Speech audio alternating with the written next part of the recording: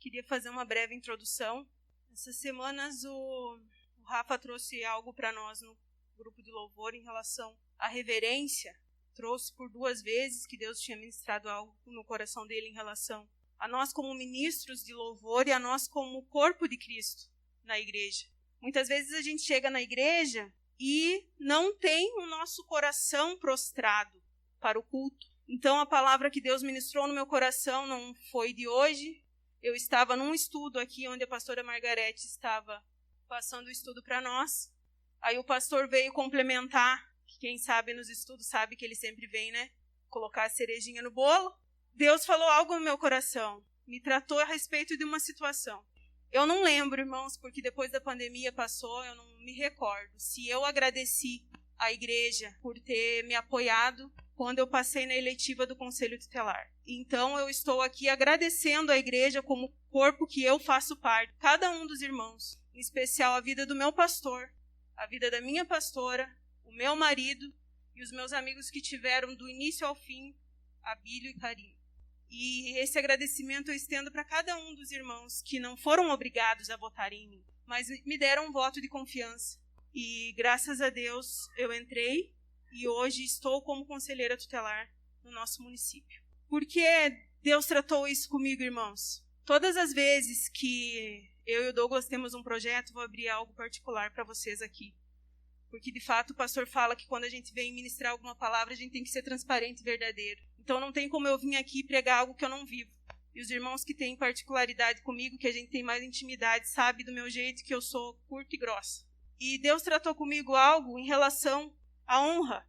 No meu coração, eu, com certeza, orei, agradeci, eu oro sempre pelo pastor, pela Marga, pela igreja. Mas a honra, muitas vezes, irmãos, ela tem que se tornar pública, para que sirva de exemplo para os demais. Antes de eu me colocar nesse cargo, eu pedi orientação, primeiro de Deus, depois do meu marido, sentado junto com o meu pastor. Ah, mas você deve satisfação? Não, isso chama-se honra. Ele é uma pessoa que é enviado de Deus aqui para nos auxiliar. E Deus confirmou, tanto é que eu estou lá. Todas as coisas particulares nossas, nós sentamos, eu e o Douglas oramos, e a primeira coisa que o Douglas fala é, vamos passar para o pastor. Porque, irmãos, ninguém vence nada sozinho. Tem lutas e dificuldades que às vezes a gente vê desse tamanho e é grande, ou às vezes é grande e se torna pequena com a visão do irmão. Então, a partir disso, no que Deus tratou em mim em relação a essa palavra que eu vou ministrar hoje, que eu vou trazer para a igreja, que é para nós como corpo, a gente se diz muito cristão, mas eu não sou igreja sozinha, eu faço parte de um corpo. E esse corpo é o corpo de Cristo, onde Ele é o cabeça. Então, eu quero aqui agradecer a cada um dos irmãos que confiaram em mim e, junto comigo, receberam essa vitória o ano passado ainda, depois das eletivas. Vamos entrar, então, à palavra. 1 Coríntios, capítulo 1, versículo 10 a 13. Esse vai ser o nosso texto base. As divisões na igreja. Irmãos, em nome de nosso Senhor Jesus Cristo, suplico a todos vocês que concordem uns com os outros no que falam, para que não haja divisões entre vocês. Antes, que todos estejam unidos num só pensamento e num só parecer. Meus irmãos, fui informado por alguns da casa de Chloe de que há divisões entre vocês. Com isso, quero dizer que algum de vocês afirma, eu sou de Paulo, ou eu sou de Apolo, ou eu sou de Pedro, ou ainda, eu sou de Cristo. Acaso Cristo está dividido? Foi Paulo crucificado em favor de vocês? Foram vocês batizados em nome de Paulo? Se a gente entrar um pouco nesse histórico do contexto, onde Paulo envia essa carta à igreja de Coríntios, a igreja de Corinto, Paulo estava passeando pela região e ele implantava igrejas. E essa igreja era uma igreja recém-fundada. E eu escutei essa semana de um pastor, onde ele fala quando se junta muitos pecadores num lugar só dá pepino, né? Então foi mais ou menos o que aconteceu no contexto da igreja de Corinto. Paulo fundou a igreja, passou um tempo ali, fez alguns discípulos. Paulo, fazendo o trabalho, terminando o trabalho, retorna. E ele recebe uma informação. Aí os irmãos perguntam, mas quem será a fofoqueira, né? Colocaram até um nome, Chloe, lá. Não sabe se é feminino ou masculino, né? Mas vamos. Todo mundo fala que as mulheres que são mais faladeiras, né? Então, para começar, irmãos, não foi uma fofoca. porque Paulo cita o nome da pessoa. E quando citamos nomes, não é fofoca, é um alerta. Então ela cita lá e fala, manda carta para Paulo. Então essa igreja ela era recém-plantada. E Paulo descreve no início, lá no primeiro versículo, vocês vão ver a forma como Paulo saúda a igreja, né? A igreja de Deus que está em Corinto, aos santificados em Cristo Jesus e chamados para serem santos, como todos os que estão em toda parte, invocam o nome do Senhor Jesus Cristo, Senhor deles e nosso. E aí ele continua grato, porque os irmãos ali tinham suprido também a sua necessidade, tinham levado uma oferta também junto com essa carta. E aí ele fala, sempre dou graças ao meu Deus por vocês, por causa da graça dele receberam em Cristo Jesus, pois nele foram enriquecidos em tudo, e isto em toda palavra, em todo conhecimento. E ele relata, de modo que não falta a vocês nenhum dom espiritual, enquanto vocês esperam que o Senhor Jesus Cristo seja revelado. Então a igreja, embora ela seja, naquele contexto, pouco tempo de formação, ela se dizia uma igreja completa. Ele fala que não está faltando nada para vocês têm dons, vocês têm ministério, vocês têm estudo da palavra, não está faltando. Mas ele cita, está tendo algumas divisões.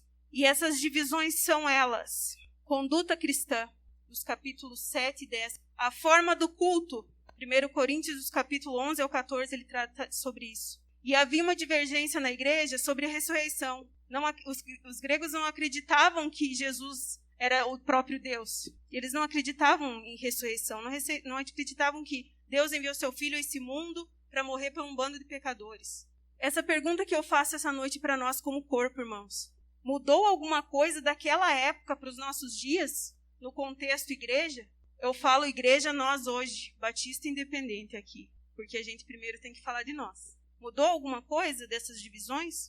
O que seriam essas condutas cristãs? Hoje em dia ainda acontece? A pessoa aceita Jesus, continua na igreja, mas a vida está pior do que quando ela era do mundo. Às vezes as pessoas incrédulas têm mais moral, caráter do que um cristão. Então Paulo fala assim, irmãos, está tendo muita divisãozinha. É falação em relação a quê? A conduta como cristão. As pessoas olham para vocês e veem vocês como filhos de Deus? A igreja de Corinto teve um fundador digno, Paulo. Foi bem instruída, um eloquente lá.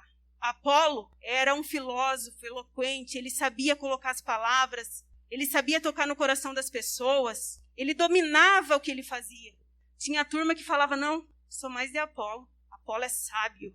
Então a igreja de Corinto, guarde aí, teve um fundador digno, Paulo. Foi bem instruída, Apolo. E ela alcançava tanto gregos e judeus, mas dentro da igreja tinha uns que diziam, eu sou de Pedro, eu sou a raça ariana, ou no caso, né, judia, eu sou judeu, sou de Pedro. Pedro é o pai dos apóstolos. Pedro veio antes de Paulo e Apolo. Eu sou Pedrão. Então Paulo descreve isso. Vocês estão falando que são de mim, né, no caso. Eu sou de Paulo, eu sou de Apolo, eu sou de Pedro. E tem um grupo que está se dizendo, eu sou de Cristo. Aí o grupo de Cristo, no contexto, vou conjecturar, né, irmãos, não é nenhuma heresia, deve ter falado assim, nossa, ainda bem, nós somos de Cristo. Nós somos de Cristo, aleluia, nós não nos rendemos a homens. Eu falo diretamente com Deus. E pasmem, alguns estudiosos falam que o grupo que dava mais problema na igreja de Corinto eram os que se diziam, eu sou de Cristo. Mudou alguma coisa daquela época para os nossos dias, irmãos? Vamos cada um olhar para si. Mudou? Ou às vezes a gente vai contra a liderança. Porque Paulo era o number one. Paulo teve uma experiência ímpar com Deus. E ele deixou ali todas as bases e as raízes. E Priscila e Áquila, que foram que ministraram para Apolo mais tarde, que ajudava Paulo na igreja. Como igreja hoje, o que a gente pode levar em consideração, irmãos? O que Deus tem para falar com a igreja? Nós, corpo de Cristo, cada um de nós. O problema muitas vezes não está no líder. O problema muitas vezes não está na liderança. O problema está em nós. Entenderam o porquê da introdução? Deus trabalhou algo e eu de fato não lembro se eu tinha agradecido o meu pastor, a minha pastora e os meus irmãos. A quem temos seguido 3 exortações pela autoridade de Cristo. Então, as divisões eram conduta cristã, a forma de culto. O povo estava desordeiro. Na época era servida a Santa Ceia com uma festa antes, né, pastor? Era nesse contexto. Aí o povo estava fazendo a festa, estava se embebedando, estava chegando alcoolizado na igreja, tomando o vinho para dar mais um up. E Paulo estava falando, gente, e o culto? Também entra sobre essa ressurreição. Eles tinham uma visão de que não, Deus é santo, o mundo é pecador, jamais Deus enviaria alguém aqui. Então essa visão filosófica dos gregos em relação a questionar, a filosofar em relação a se Jesus veio ou morreu de fato ou não. Aí Paulo fala assim, viu? Apolo, Paulo, Pedro, ninguém morreu por vocês. Quem morreu foi Jesus. Foi Jesus que morreu. E essa vida e essa conduta, todo mundo que lê sabe a base que Paulo fala para ninguém casar, né, irmãos? E eu tomo particularidade agora e falar em respeito a todos. Eu não posso mudar o que está na Bíblia. Cada um vai ter as suas consequências. Talvez o povo cristão, por entender que tamanha era a misericórdia de Deus sobre os seus atos, que independente do que ele fizesse, a não ser um pecado contra o Espírito Santo, que a gente bem sabe, Deus perdoa. Então, baseado muitas vezes nisso, nós cometemos todo tipo de atos imorais em relação a casamento, em relação à vida financeira, em relação a muitas coisas, que a gente olha para o mundo olha para a igreja e fala, o que eu vou fazer lá? Eu pago as minhas contas, estou casada há 70 anos, o que eu vou fazer lá? Irmãos, nada particular. Mas eu não posso mudar a Bíblia. E essa conduta, por mais que o pastor ame, ele não muda também. Nós não podemos mudar. Ah, mas eu não vou para o inferno. A nossa salvação é um processo, irmãos. E quem não entendeu isso ainda, peça oração e peça a revelação de Deus. Jesus já veio, Jesus já morreu. Jesus já nos deu a salvação que é de graça. Não é nada do que nós fizemos ou façamos ou dizemos ou que vai mudar isso. Mas a salvação é um processo. Esse processo começa com o primeiro passo, que eu sempre cito aqui, arrependimento. Eu preciso saber que eu estou fazendo errado, eu quero me arrepender, existe um Deus que morreu por mim, eu quero uma vida nova. Segundo, eu vou passar por esse processo de limpeza, de não depender, de não ser dominado pelo pecado. E o terceiro é só quando Jesus vir e exterminar o pecado de nós. Enquanto isso, nós podemos perdê-la sim, porque é um processo e é eu que rejeito ou não. Então a conduta na igreja de Corinto era qual? A imoralidade sexual era tamanha. Do povo qual? Cristão. Eu falei com Deus e agora Deus assinou embaixo e eu vou seguir minha vida. Cuidado, irmãos. Deus perdoa, mas existe a consequência. E no meio desse processo de salvação eu posso me perder e morrer espiritualmente. A quem temos seguido? 3 exortações pela autoridade de Cristo. Digais todas a mesma coisa. Que digais todos a mesma coisa. 1. Como corpo, nós temos a visão do nosso líder, da nossa liderança, que não é uma visão errada. Nós temos que falar a mesma língua. Que não haja dissensões, desavenças, conflito, disputa. Paulo fala, existem 4 grupos aí, que dizem que são de Paulo, Apolo, Cefas, né, ou Pedro, e os cristãos. Tem uma divisão dentro do corpo. Quem morreu? Jesus. A obra de quem? Jesus. Alguns irmãos nem se assustam mais, né? Os visitantes. Nós somos transparentes, nós somos sinceros e verdadeiros, irmãos. Quem vem nas nossas reuniões aí de diretoria, final do ano, sabe que é colocado até quanto de papel higiênico a gente gasta e o valor. Tem que ser assim. Por quê? Transparência. Então, não façam subgrupos dentro do corpo. O corpo é um só. Eu não sou corpo sozinho. Existe um cabeça que é Cristo. E sobre ele está a visão da liderança. A não ser que o pastor Isaías e a pastora Margarete estejam aqui ministrando algo que não seja de acordo com a palavra. Aí se levanta que nem Martinho Lutero na época. Você já faz as teses e coloca ali na... Tô saindo, pastor. Aqui. Por quê? Você vai rodar igrejas e mais igrejas, irmãos nossos em Cristo também. E se nenhuma igreja servir para você, me perdoa, irmãos. Abre um pouquinho o olho, o problema não é a igreja, não é a liderança, o problema sou eu. 3, que sejais unidos em todas as coisas. Nós somos unidos em todas as coisas? Aqui Paulo fala que tinha os grupinhos que se reuniam para... os de Apolo, vamos lá na casa do irmão Noel, que o irmão Noel sabe mais da Bíblia. Vamos fazer um cultinho lá, que o irmão Noel vai rasgar a teologia. Ô, glória! Aí outro grupinho, vamos lá pro irmão Colorado. Vamos lá, vamos fazer um culto lá. Porque ele teve uma experiência com Deus e, de fato, ele fala, sigam a Cristo? Querem seguir a Cristo? Sigam a mim, porque eu tô certo, eu tive uma... Assim os de Pedro e assim aqueles, não, nós não seguimos homens. O homem é pecador. Vamos dobrar aqui, vamos fazer um jejum, uma oração de uma semana para quebrar esse Satanás. Era mais ou menos isso, irmãos. Como coisa que, então, nós podemos levantar outro fundamento a não ser que Jesus Cristo veio e morreu por todos nós. Quem morreu na cruz por nós? Jesus Cristo. Então, os 4 grupos eram os paulinos, seguidores de Paulo. Quem quiser entender mais esse contexto, lê Atos 18, que fala sobre toda essa dinâmica de Paulo na fundação de igrejas. Paulo era especial para os gentios. Os de Apolo, que a maioria era o povo grego, por ser mãe da filosofia, Platão, Aristóteles, Sócrates, buscavam questionar a existência, se diziam sábios, os seguiam por causa de sua eloquência. Os de Pedro, chefe dos apóstolos, os judeus o tinham como principal.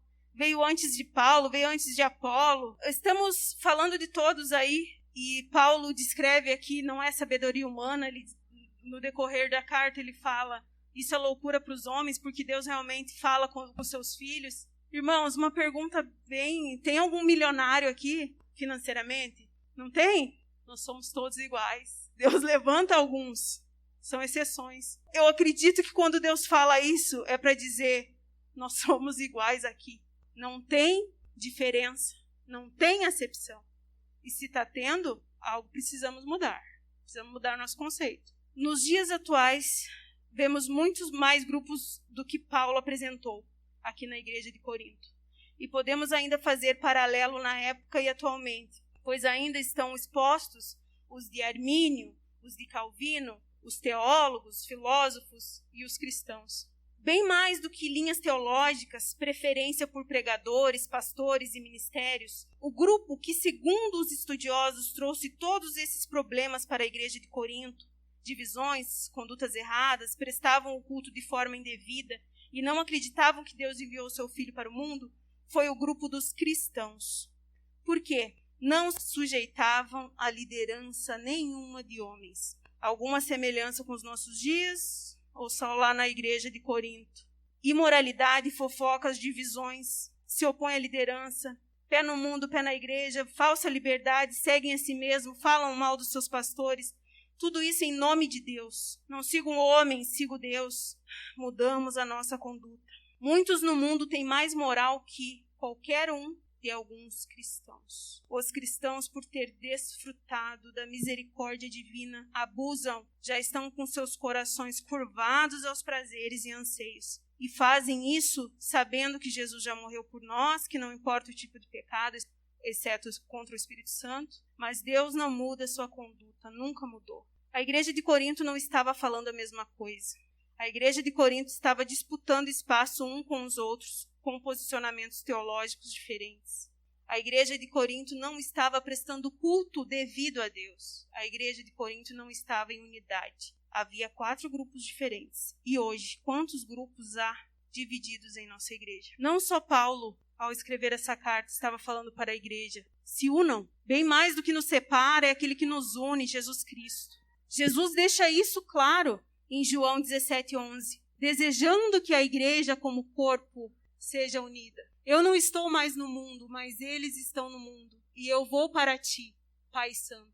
Guarda-os no teu nome, o qual me deste, para que eles sejam um, assim como nós somos. João 17:21 fala, e eu dei-lhes a glória que a mim me deste, para que sejam um, como nós somos um. Eu não sou igreja sozinha. Eu faço parte de um corpo, onde Cristo é o cabeça. Eu sou o templo do Espírito. Eu assisto várias mensagens no YouTube, tomo Santa Ceia em casa, não tenho atrito com ninguém, porque eu não abro meu portão. Eu não sou igreja sozinho. Nós fazemos parte de um corpo, irmãos. Conclusão. Cristo fala para a igreja dele hoje. Meus filhos, digam todos a mesma coisa. Meus filhos, não criem dissensões, desavenças, conflitos, disputa. Meus filhos, sejam unidos em todas as coisas. Eu não sou a igreja sozinho. Eu faço parte de um corpo. Somos corpo. Somos um em Cristo.